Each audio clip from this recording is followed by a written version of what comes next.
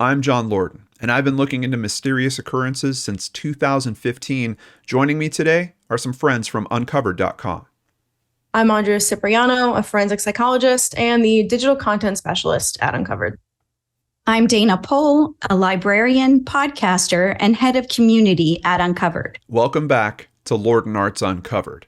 And today, we'll be looking into the 1982 murder of 44-year-old Patricia Shea. Known as Pat by those close to her, she was a resident of Rockaway, Queens in New York City. When most people think of the largest borough in the Big Apple, they often think of the diversity in Flushing, the New York Mets, and the two major international airports. Many often forget that Queens has idyllic beaches with deep blue water and beachside apartments. Rockaway Beach is known as the Irish Riviera because of the large Irish American population in the area. The community itself has a total population of more than 13,000 people today, making it the third most populated neighborhood. Pat lived in one of the beachside apartments on 107th Street, right on Rockaway Beach. It was in these apartments, back in 1982, where Pat was last seen before she was kidnapped, and her murdered body would be found a day later 20 miles away in Prospect Park, Brooklyn. Let's turn it over to our case experts to learn more. Andrea, Dana, how does this timeline come together, and what else can you tell us about Pat Shea? The Shea family has been in Rockaway since the early 1900s when they moved from Greenpoint, Brooklyn. Patricia, Pat Shea, and her brother grew up in Rockaway Beach and always loved it. As Pat got older, she became someone who her family describes as the sweetest person you'll ever meet. Kevin Shea, Pat's nephew, and the oldest living blood relative of her, told Uncovered that she had the best smile. Kevin was only 15 years old when he lost his beloved Aunt Pat. She was his father's sister, and his father has since passed away in 2011. Kevin is now the point of contact for his aunt's case and her greatest advocate. Uncovered has been working with Kevin, and together we've been trying to bring more attention to his aunt's case. He shared with us that Pat was a physician's assistant and worked in the office of Dr. Robert Baggiano while serving on the volunteer ambulance squad. A woman who worked with Pat was recently interviewed by Mary Murphy of Pix 11 News and said she was good to her patients. Conveniently for Pat, Dr. Baggiano's office was in the same high-rise building where she lived. Kevin has shared with the media that Pat truly cared about Rockaway Beach and her community. She took care of people all the time just because they needed someone, and she was happy to help them. Kevin says it's likely her kindness and her caring personality that put Pat into harm's way at the hands of the person who did actually hurt her. Oh, it's a sad reality that character traits that should be celebrated, like caring and kindness, also seem to be traits that are sought out and exploited by people who don't have good intentions. That's so true. And this brings us to the day of her disappearance. On the evening of Sunday, July 25th, 1982, after attending a high school reunion in upstate New York with her friend David, Pat arrived back at her Shorefront Parkway apartment. David said he dropped Pat off at a side entrance to her building.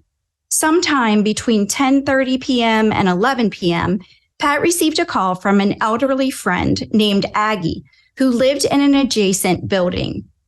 Aggie had dementia and suffered from a stroke, so she often relied on caring people like Pat to help out.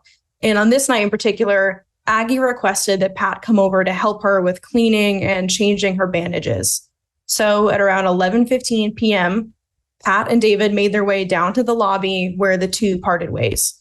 Pat was last seen on her way over to Aggie's apartment. Okay, let's go ahead and bring up a map of this area real quick and start getting some idea of what it looks like. So we've got the two apartments. Basically, Pat lives in this building on the left side, and then we've got Aggie just kind of across the courtyard on this building on the right. And you can say, I mean, she was literally living on the beach. Like, there's a street, and then you're basically at sand and water. Um, So we know that there's initially a kidnapping that happens here. There's some question about location, though, right? Okay. It just seems kind of interesting to me. The layout of this area is it's like almost like a sandbar just out here, and it doesn't seem like there's a lot of easy ways in and out of here. For a kidnapping on a Sunday, I think it just seems kind of risky. Yeah, I definitely agree. I mean, I think too, even if you zoom out even further and just look at Rockaway Beach in context of New York, it's very secluded. It's totally separate from Manhattan and even the other boroughs. It's on its own. So you're not really going out there unless you live there, especially on a Sunday night.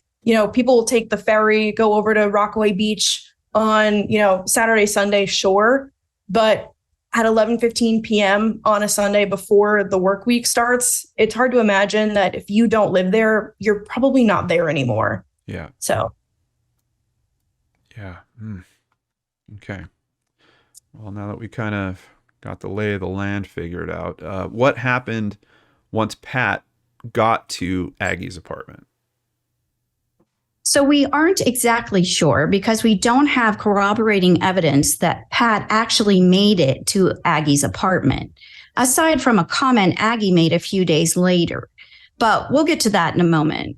What we do know is Pat's brother, who is Kevin's father, gets a call from the doctor's office on Monday, July 26th, and they say Pat didn't show up for work. Almost immediately, Pat's brother, who was on vacation with his family in Montauk, Long Island, quickly packed up and headed back to Queens. So while Pat's brother and their family are going back to Queens, little do they know that later that evening, 20 miles away, somebody would make a grisly discovery. So at 6 p.m. that Monday evening, a jogger in Prospect Park saw Pat's body in the bushes just off of Center Drive on the Windsor Terrace side of the park. They say that there was little effort made to hide Pat's body, and detectives note that she was hogtied, including her neck. Her lower body was found in a brown sack, and they say that Pat had been strangled with a thin nylon cord that was tied around her whole body. And they also found a man's shirt around where her body was found. Lots of process here, but the first thing is just how brutal this is. This is absolutely terrible. But what I'm also processing is it sounds like there's a lot of physical evidence that's left behind here, and it's left in a place where it's kind of easily discovered. We've got several objects, the cord binding her, the sack, the shirt, and to leave all that stuff to be so easily discovered. I mean, she's not even missing for 2 days. Like she's gone one day, she's found by someone in the park the next.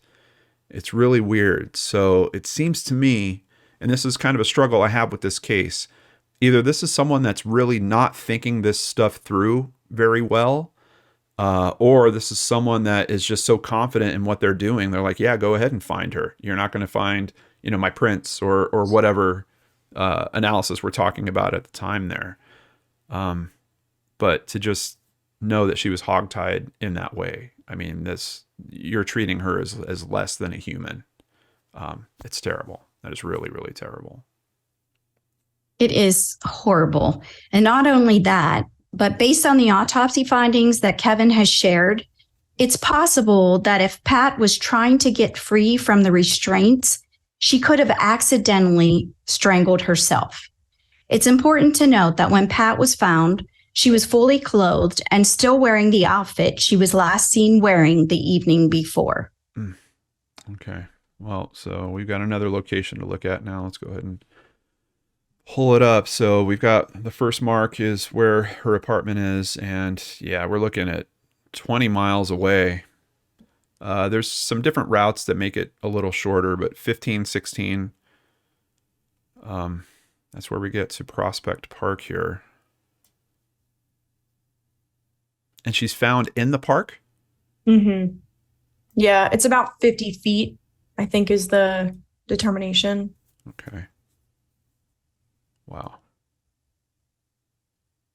So, I mean, what strikes me most about this is that, Center Drive isn't really far from the street. And we know that there is an opening of the park there. So theoretically, if, believing how Pat would have gotten from Rockaway Beach to Prospect Park, we're assuming there was a car involved for sure in this. Yeah.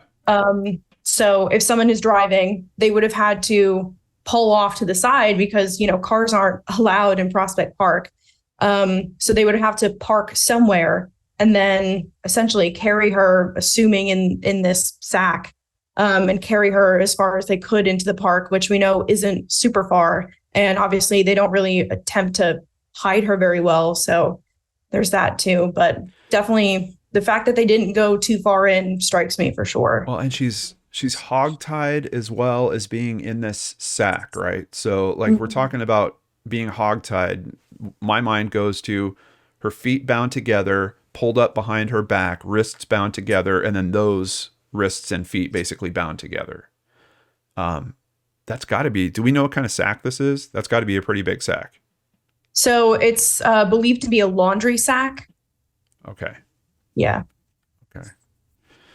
Well, another avenue of investigation off that, trying to figure out where that came from. And it just boggles my mind. We've got all these items that are part of this. But here we are this many years later, and we're still looking at this case as unsolved. Mm-hmm. And then, also thinking too, the fact that there was a male shirt found in the area, I wonder if that's also connected to this bag, if it's a laundry bag. Yeah. I wonder if that was just something that was in it as well. But yeah. Yeah. Also, I mean, there's also the possibility this is a park, right? Have you been to this park, Andrea? Yeah, a couple times. Not this area in particular. I mean, Prospect Park is huge. It's definitely more for bike riding. And, if you actually go and, look on Google Maps in terms of like the walking feature, you'll see it's always people rollerblading, biking, people running around the park. So it's really big. And just to kind of go on your own, especially carrying a heavy weight like this, it's hilly too. So I'm not sure if that area is hilly in particular, but you're still looking at something you're pretty removed from the city, even though you're right next to it. Yeah. And we've got the pictures, of course, scrolling below us here. I mean, she's got to weigh at least 100 pounds. So you're talking a bit of weight that you're carrying in there. I'm just wondering, in terms of the park, is it the type of place where maybe there'd be a shirt that was just kind of tossed off on the side? Maybe someone that was running through that, took their shirt off and decided to finish their run without it, just tossed it off on the side. Like, could the shirt not be part of the actual crime scene? Just, is that even a possibility in this? I don't know if there's a way to tell, but it's just kind of ringing through my mind. Of course, if it is a laundry bag, of course, it might make sense that maybe there was another item in that, but that would kind of push me back on this struggle I'm having with the complexity of this criminal. Like, did he leave his shirt behind? Yeah. It's a tough one. So what happens with the investigation? The original detective spent 3 days with Aggie in her apartment, hoping she would offer some information about what happened the night Pat came over and was murdered. Aggie had difficulty speaking, and we know her memory was impacted by her dementia. At some point, she reportedly blurted out, "The blonde man hurt Pat. The blonde man hurt Pat." Aggie was also quoted by the Daily News as having said, "Pat is gone. They took Pat away."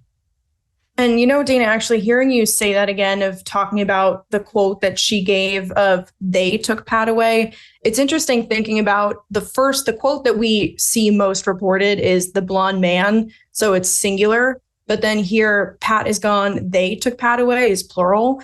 I don't know if, it's possible she was just saying that, but if she's still mentioning a gender with the blonde man, she could have said he took Pat, but they, I don't know. Well, Maybe there's something it's else rural. here. I mean, she's claiming to have witnessed an attack of some kind. She's saying that the blonde man hurt Pat. Um, Mhm. I don't know if this is public knowledge or not, but was there any signs of a struggle in Aggie's apartment? Not that we really know of, but we do know that, they believe whatever happened did take place in Aggie's apartment. So Okay. there must be something that is telling original detectives that that's what took place, Well, and but we that don't know the specifics. that leads to a whole bunch of other questions. Is this someone that knew Aggie or followed Pat to Aggie's, uh, knew Pat's lifestyle enough that she would be doing this for someone at 11 p.m. on a Sunday? Like, how does that knowledge come together? I would have to think that this is someone that might have been following her, or maybe even with her earlier that evening. Maybe this is someone that was hanging out with Pat leading up to this. Maybe even at her apartment. Um, Or, like you said too, it's someone who knew her routine enough to know that Aggie is someone who is compromised in some way with memory and with speech, so and knowing that, bold. Yeah, yeah, that's yeah. so bold. If they Mhm. really did kidnap her from someone else's apartment and left that person behind, that's really, once again, either this person is just cocky, like just, hey, I'm Mhm. getting away with this, no one's gonna be able to touch me, Mhm. or they're just bumbling through this and somehow bumbling into the best luck that you can imagine. Like it's hard to understand. Mhm. And the more we talk about this, the more I'm leaning towards the cocky, I know I can get away with this feeling. I think, Aggie was kind of, because she was in the state that she was with her speech impediment and dementia. It was easy for them to be able to take Pat from there, knowing that they would not somebody would not be able to communicate that back Well, to anyone. and she wasn't going to be the type of person you'd put on a witness stand, that's for sure. Right. Mhm. And she wouldn't have her age, she wouldn't fight back if something happened. And most she would maybe do is scream. But again, we're talking about someone who has some level of speech difficulty. So Yeah. there's a lot here. But even just to reiterate, the original detectives on the case do believe that whatever transpired resulting in Pat's kidnapping did happen in Aggie's apartment, and that she was ultimately moved to Prospect Park where her body was found.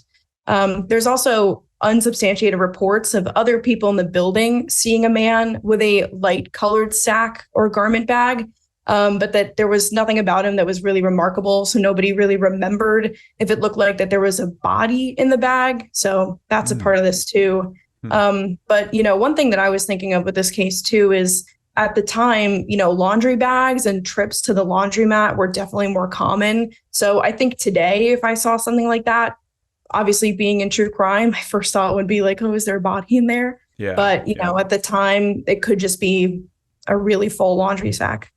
Yeah. Yeah, absolutely. Absolutely. Were there any leads on this blonde man? Yes, there were. At one point, based on this description, the police had a person of interest in the case. But ultimately, the Brooklyn District Attorney's Office didn't believe there was enough evidence. So they didn't move the case forward to a grand jury. And even after that, detectives briefly considered that Pat was a victim of a serial offender. So in the weeks before and after Pat's murder, detectives across New York discovered additional female victims who were strangled. Ultimately, though, when you look at the other victims' cases, the victimology doesn't match. And these were victims of sexual homicides. And to our knowledge, Pat was not sexually assaulted. So detectives today are definitely moving away from the serial offender theory. That raises an interesting point as well. So no sexual assault component. She's taken from doing a good deed at someone else's apartment. Like, what is the motive here? She probably wouldn't have had a whole lot with her, even if she took her purse with her or something like that. Like, and this seems too complicated for a robbery of that nature. Like, you're moving her body out, you're hog tying her and going to all these lengths, like driving her 20 miles away. Like, for a simple robbery, that doesn't necessarily make sense as well. So another one of these cases where the motive is just very difficult to determine. Like it's leading me to think we're looking at some interpersonal grief, something that's going on between people that isn't necessarily coming through in the case analysis so far. But I'm also thinking that the serial offender theory, I don't know that this person seems to me like they do this a whole lot with this big trail of stuff that they're leaving behind and all these items that they're leaving and leaving her in a spot where she's found so quickly. I just don't get the feeling that this is a person that's necessarily a serial offender. Are you guys feeling like this is a well thought out act? I know, Dana, you've already kind of said that you're edging on the side of kind of cocky, like this person doesn't have a reason to be scared necessarily.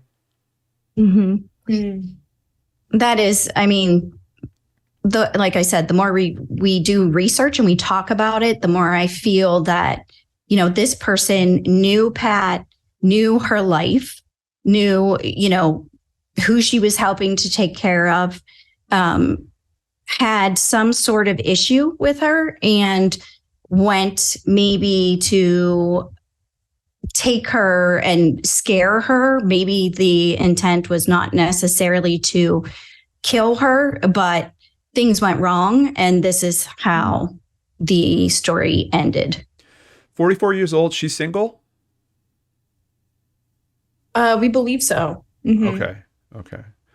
Yeah. Andrea, what do you think? Is this complexity telling you? Yeah, it's a mix. You know, one thing that Dana mentioned that I have definitely been thinking about with this too is knowing that the medical examiner reports that she could have accidentally strangled herself trying to get free. Maybe murder wasn't the end goal, and that's what ended up happening where she died. And so whoever is responsible for this, the perpetrator, possibly freaked out. And that's where we end up with a scene where it's super disorganized. You know, thinking about this in context of even the other murders that we know they were trying to connect Pat's case to, those cases had, you know, they were sexual in nature. There was ritual, there was fantasy, there were all these different things. And this doesn't have that at all. It feels like it was planned in the beginning of having nylon rope, having some level of opportunity, but then it definitely seems like it falls apart. And it's the end part where it seems super disorganized. Yeah. And you know, we already have problems understanding the motive here. So if they did kidnap her to take her somewhere else, to leave her tied up with no sexual assault component, no robbery component that we can really make sense out of, what would the purpose be? Like, if she was found the next day and she was still alive, whoever did this is facing a charge right off the bat. So I'm also wondering about the possibility. So it seems like for cause of death, they're saying it was effectively due to the way that she was tied up in the ropes in some manner. I'm almost wondering if that was part of the plan, if there was some type of intentional, like a noose that was around her neck that was tied to the rest of the hog tie, so that when she tried to pull her legs or arms forward, it would actually tighten the noose. I'm wondering if it was some kind of mechanism like that. But we don't have anything noted about like a manual strangulation. Like they're pretty sure it was ligature. Yeah. I don't know. Once again, it doesn't seem well thought out for me. I don't know. So where does this go, Dana? So this brings us to 2015, when Detective William Simon, who is now retired, picked up the case while on the NYPD cold case squad. When he started to comb through the files, he realized that he couldn't find the original evidence. Unfortunately, evidence locations for the NYPD had been damaged in 2012 Superstorm Sandy, and there have been a string of fires, floods, and natural disasters that have ruined evidence in countless cases. Yeah, and part of the mystery here is beyond evidence locations being damaged, we also simply just don't know where the evidence in our case ended up. Kevin told Uncovered that that's still one of the biggest questions he has. You know, he's wondering, where is her clothing? And of course, where's the nylon rope? So there's belief that it could have been taken to one of the Brooklyn storage facilities, considering she was found in Brooklyn's Prospect Park. But, we're still unsure. Wow. Wow. So we've got a case with no real surveillance, a possible witness, but an eyewitness we can't really put a whole lot of stock into. We've got no items, no sufficient DNA. Case going cold for decades, not sure where the evidence is. And it's interesting to hear all those different potentials for, Hurricane Sandy came in and destroyed some. There's been fires. But we also don't have confirmation that, hey, like, we know this evidence was at that location and that location was wiped out. So there's still some chance of someone finding that mystery box someday and going, oh, here it is. And then all of a sudden we can fire these tests off. Yeah. And not to mention that there could be additional analysis that maybe our current methods would be better with. I'm sure that they tried to do, the stuff for the time, fiber analysis, fingerprints, things like that. But DNA would certainly be a big one on this, especially if they were manipulating that cord and depending on what type of material that cord is. It really does seem like the detectives are back at square one. But it sounds like there was some recent media coverage. Did that attention help at all? Yeah, it definitely did. And, that's a huge thanks to Kerry Murtha from The Wave, which is a local Rockaway Beach publication. So in 2021, Kerry wrote a fantastic deep dive article about Pat's murder. And 3 weeks later, Kerry goes to the office and she finds a mysterious letter on her desk, which was addressed to her.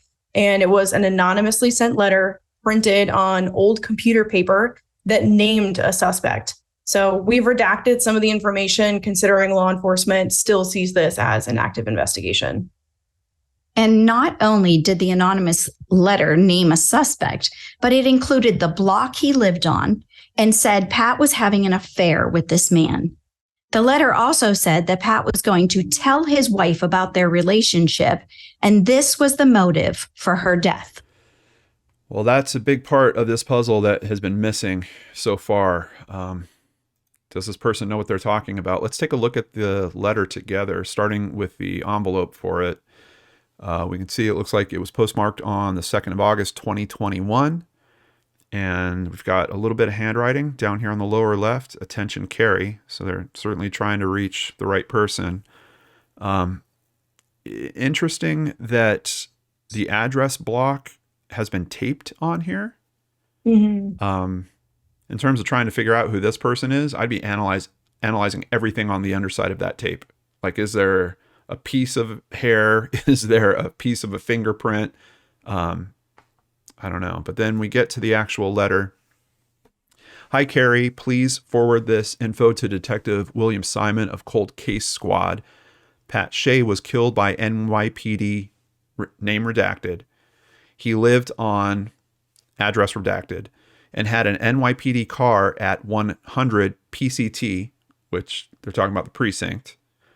They were having an affair, and she threatened to tell his wife if he didn't leave her. You know the rest. This is, even though it does look to be on some type of computer paper, I don't know what these bands are, these colored bands. And, I used to work in IT for a while and had computers all through the 80s and 90s. I'm not familiar with anything that would do this type of color. Almost reminds me of like if you would run a, like one of those color tests on a color printer and it would go wrong. And then the next page that you would push through it would kind of have this kind of tracking all over it. But even that, it's more solid. Like it would kind of run out at some point if it was like ink left over. But the big thing that's sticking out to me is the font. This font is terrible. It looks like it's from a typewriter and it looks like it's been copied. So I'm getting the feeling, I think someone originally typed this up. Like even the lines don't look 100%. It kind of looks like it's drifting off down to the right.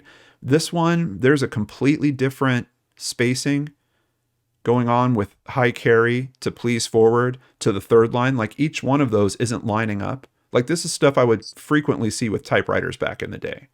Mm. The space between line 1 and line 2 is almost non-existent, but the space between line 2 and line 3 is like a full double space. I don't know. I get the feeling that this was done on a typewriter and then copied for some reason onto some type of, like, even this is showing a pattern that I would sometimes see on like a copy of a copy of a copy. You would start getting these kind of weird ghosting effects like this has here. Yeah, it's super interesting. I mean, one thing when we were talking about before that I noticed that it seems as though the address part of the paper is actually originally typed on the bottom left corner of what ends up being that full piece of paper. And then it was just cut out after the fact. But the cutting is really shaky. And we see obviously the writing that says attention carry on the front is shaky. You know, there's thought about the age of the person who's sending this. Is it easier for them to type out a message than physically write it? Maybe a pencil would hurt their hand in some way if you're talking about arthritis, if they're older. So, I mean, that's something considering too. Yeah, I'm also having the thought that someone, if they wanted to make sure their handwriting couldn't be analyzed, might write with their non-dominant hand, which I don't know if you've ever tried, but is really, really hard and kind of comes out looking like a child wrote it, which this kind of looks like. But it's also weird to me to go to all these measures to, like, why are you typing this up and then copying it and then cutting that and then taping it on? Like, it's just a very strange way of doing this for something that you could have sent an email. This is 2021 that this was sent in. You know, like fire up a Gmail account, a brand new Gmail account, send one email from it and then close it. Like, you know, or use Proton Mail, use something that actually has some kind of protection that's made for that type of stuff. Like it's, And I mean, there are typewriters out there, but, you know, not, I mean, for sure, not every household has a typewriter anymore. So, you know, kind of going back to the idea of the shaky handwriting, and maybe it's an older person who has this, you know, has the typewriter, has old paper lying around, who could create this type of note. It's hard to distinguish whether or not this was an effort to kind of convolute the whole entire letter process, or whether it is, you know, this was just the materials and the devices they had available to them. Well, and that is really their own handwriting. Let's be fair with the accusation that's going on here. Like if I had to send in a letter saying something like this, I'd be doing the best I could to try to make it as hard to trace me as possible as well. I mean, you're basically calling out a police officer here. And if it's a police officer that you think has already gotten away with murder, like just think of how you're going to feel trying to send this information in. Right.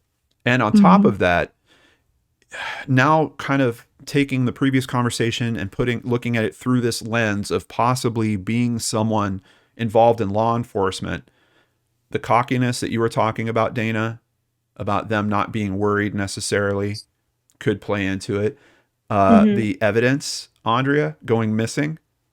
If this is someone that works for law enforcement, that might be a reasonable explanation for that. And one of the things that that I was tripping on is the location of where she's found.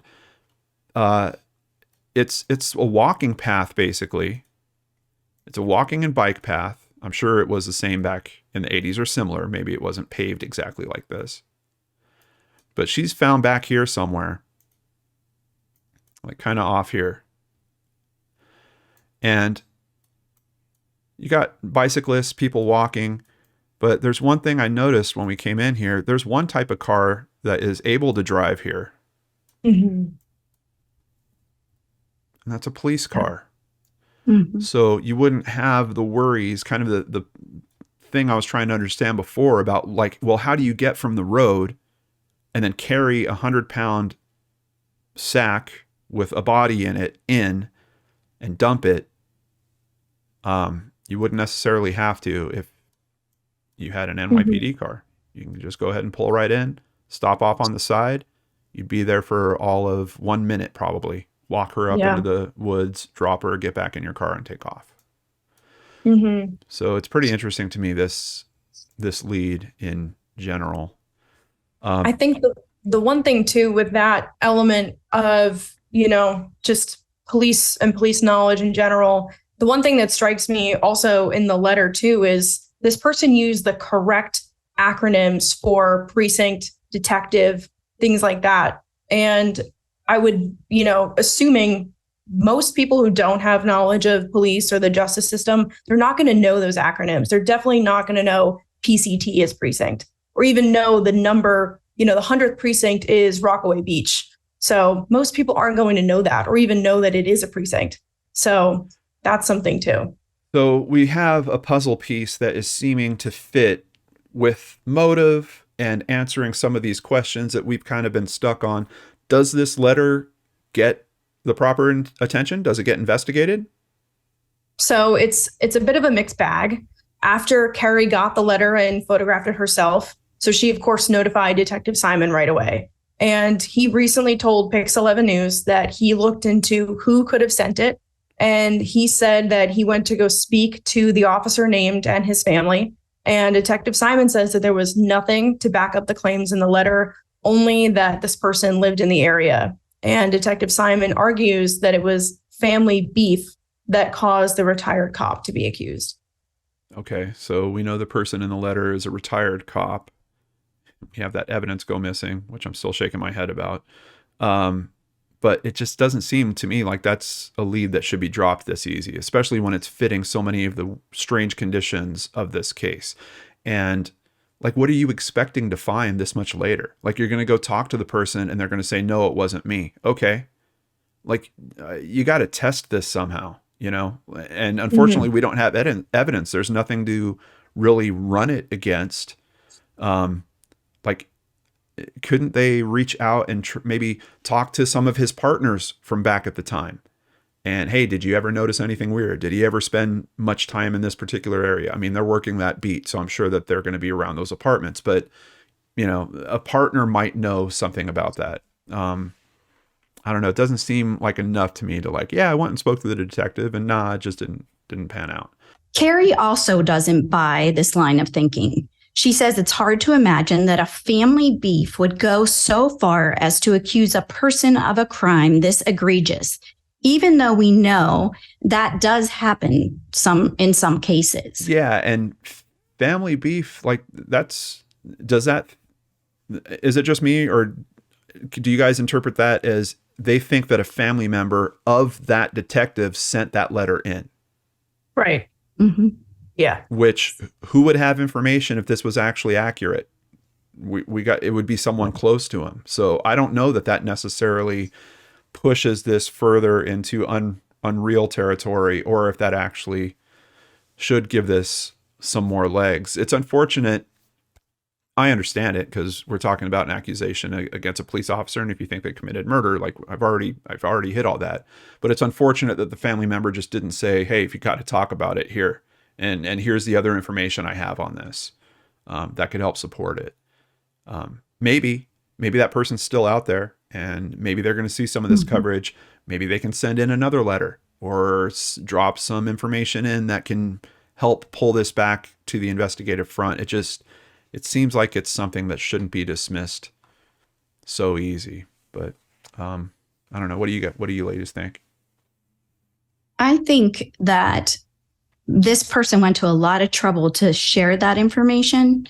And I would hope that they will keep sharing that information. So knowing that it seems to just be, kind of stale and stagnant at the moment, why not send another letter? Mm-hmm. So I'd like to ask whoever sent that letter to continue to, reach out. If they know something, please share that information. Yeah, and we'll take it typewritten, recopied, whatever. Just get more of those details in, because it seems like it wasn't quite enough to drive it home. Andrea, what do you think? Yeah, I'm thinking the same thing. I would hope that more media attention would make them feel safe enough to come forward to talk more about it. And if it is giving just a nugget of another piece of information or another name, or, even just proof of what they're offering in terms of the motive and that type of relationship, something like that could really break the case open. Yep. So where does this case stand today officially? So Pat's case is definitely at a point where it could really benefit from the public's help. In collaboration with Kevin and the journalist Carrie Murtha from The Wave, Uncovered has been filing FOIL requests to the NYPD for more info. FOIL is the Freedom of Information Law. So it's for state and local government records rather than FOIA, which is for federal level stuff. So in order to get info from the NYPD, we've been filing FOIL requests. And we started filing in early March when we connected with Kevin, which has been great. We've been assigned a detective to look at our requests, but we're not due to hear back from them until July of this year. And thanks to Kevin's renewed advocacy efforts, he's been able to get Pat's case reassigned to a new detective. Because after Detective Simon retired, Pat's case file was reportedly sent to a storage facility in New Jersey. Now Detective Anna Marie Bernagazzi of the Cold Case Squad in Brooklyn has the file on her desk. Wow. I'm kind of curious to hear about that Detective Simon, just like, oh, I'm retiring. Yeah, send this stuff off to storage. Hello. Yeah, like maybe that's the type of case you might want to hand off to the next person coming in and just like, hey, we've had some recent movement on this. Like a letter just came in. Yeah, I mean, it's just, I don't know. I try to not go down the rabbit hole of like conspiracy theories when it comes to law enforcement and stuff like that. But we do know that there have been cases where things like that have happened. And just with this particular case, that piece, that component is kind of shining through the details as having strong potential. Like that could be what's happening in this case. So why discount it like that? I don't know. Although decades have passed with no answers, Kevin has told Uncovered some things are worth fighting for. Family is definitely one of them. It's a heavy weight sometimes. So let's together help take some of that weight off of his shoulders by sharing his aunt's story with this great online community. And speaking of caring communities, if you're looking for a space to meet like-minded true crime enthusiasts and advocates while also engaging in case discussions, look no further than the Uncovered community. We even have a space in the community completely dedicated to this series with John Lordan, where we discuss the cases we've covered in each episode. Regardless of whether you join our community or not, you still have access to the Uncovered database, where you can see all of our sources and a full timeline of Patricia's case. If you want to support the work we do and show our designer, aka Andrea, some love, check out Uncovered's merch. You can find links in the description box below. And of course, the biggest help is if you know something, say something. If you have any information about what happened to Patricia Shea, please reach out to Carrie Murtha at The Wave by emailing justiceforpat2023@gmail.com. Or you can call the Cold Case Homicide Squad in Brooklyn at 718-330-4125. Of course, with the elements we're talking about in this case, you might want to remain anonymous, and maybe the person from the letter might be watching this part too. If you need to remain anonymous, just call Crime Stoppers. Their number is 1-800-222-TIPS. That's 1-800-222-8477. They will keep you anonymous. They basically don't ask for any identifiable information. If there is a reward being offered, they give you a randomized number. You call back after the case is solved. That's how you're eligible for that reward. So if that person is out there that needs to pass more information, it might be that Crime Stoppers is the best way to do that. A big thank you to Kevin Shea, Carrie Murtha and The Wave, Mary Murphy and Pix11, the New York Daily News, Newsday, the New York Times, What Lies Beyond blog, DNA Info New York, Reddit, and Wikipedia for information contributing to this case profile. Also, a big thank you to my friends at uncovered.com and co-hosts on today's show, Andrea Cipriano and Dana Pohl. Please join us again in 2 weeks as we look into yet another mystery that deserves to be uncovered.